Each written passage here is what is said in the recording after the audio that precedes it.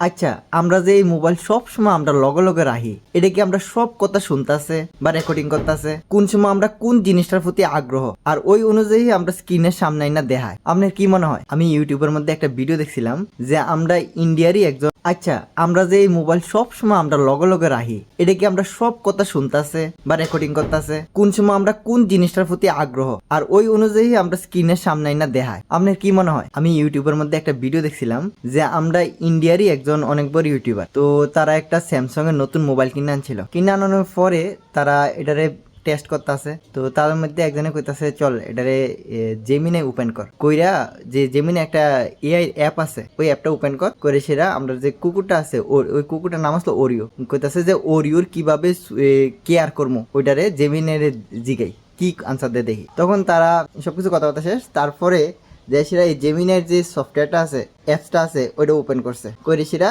এবার কুকুরটার সামনে রেখে দেখাইলো। দেখে সেরা জিগাইতেছে যে আমরা ওর কিভাবে কেয়ার করবো, যত্ন নেব। তখন ওই জেমিনাই উত্তর দিতেছে যে আপনারা ওরিওকে এইভাবে এইভাবে কেয়ার করতে পারেন। তো কথা হইতেছে যে তারা যখন মোবাইলের ক্যামেরাটা ওপেন করছে তখন তো তারা ওরিওর নামে লইছে না, তাইলে জেমিনে কিভাবে জানলো যে এই কুকুরটার নাম ওরিও? এরকম শুধু একটা না, এরকম অনেক অনেক ঘটনা হয়েছে এখন অব্দি, যেটা থেকে বোঝা যায় যে মোবাইল আমরা সব কথাবার্তা শুনে আর আমরা যখনই যে জিনিসটা প্রয়োজন ওই জিনিস অনুযায়ী আমরা সামনে বিভিন্ন ভিডিওজ হোক বা বিভিন্ন ইনফরমেশন হোক আমরা সামনে তুলে ধরে। এই বিষয়টা লইয়ে আপনার কি মনে হয়? ভিডিওটা ভালো লাগলে সাবস্ক্রাইব করে নিন।